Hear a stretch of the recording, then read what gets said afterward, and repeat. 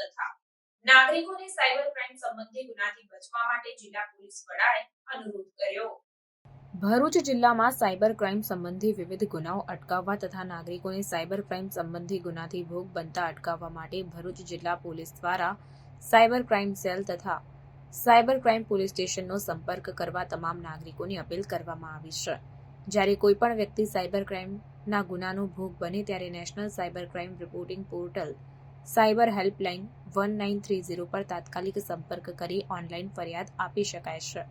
આ હેલ્પલાઇન 24 કલાક અને 7 દિવસ દરમિયાન કાર્યરત રહે છે। સાયબર ક્રાઇમ સંબંધી વિવિધ ગુનાઓની માહિતી જિલ્લા પોલીસ વડા મયુર ચાવડા દ્વારા મીડિયાના માધ્યમથી આપવામાં આવી।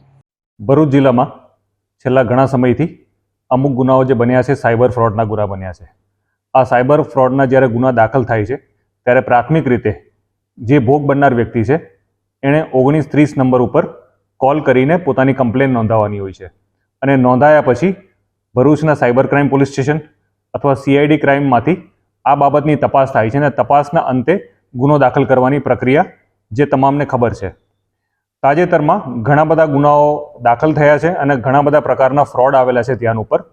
મારી તમામને વિનંતી છે કે આ પ્રકારના ફ્રોડ થાય ત્યારે તમારે આના લોભ લાલચમાં નહીં આવી અને આ ફ્રોડ થતાં અટકાવવાની અને પોલીસને જાણ કરવાની વિનંતી છે।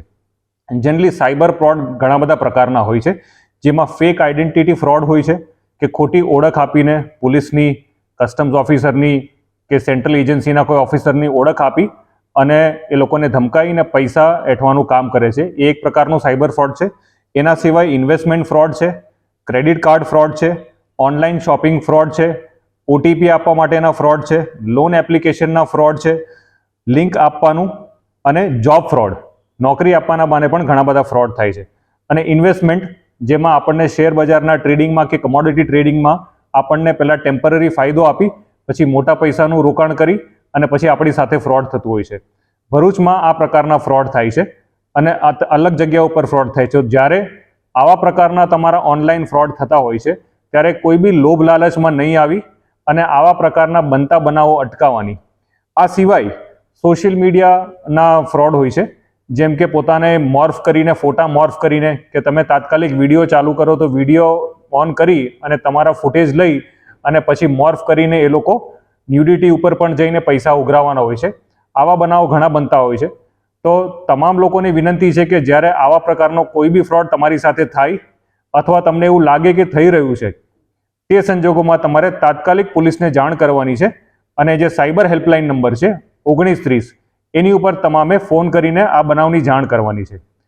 ભરૂચ જિલ્લા પોલીસ, ગુજરાત પોલીસ અને સરકાર આ બાબતે જાગૃત છે અને તમામને અમે લોકો આ બધા બનાવો જે બને છે એને પ્રાયોરિટી આપીશું અને પ્રાયોરિટી આ પર કોઈ છેતરતા હોય એને પકડવાનું અને છેતરીને પૈસા લઈ જતા હોય એને અટકાવવાની પ્રક્રિયા અમે કરીએ છીએ। તો આવા બનાવો જ્યારે તમે બનતા હોય છે તમારે તાત્કાલિક પોલીસને જાણ કરવાની અને કોઈ પણ પ્રકારના પૈસા એ ફ્રોડસ્ટરને ન આપો અને કોઈ પણ પ્રકારની લોભ લાલચમાં ન આવો અને સાયબર ફ્રોડ અટકાવો એવી તમામને વિનંતી છે।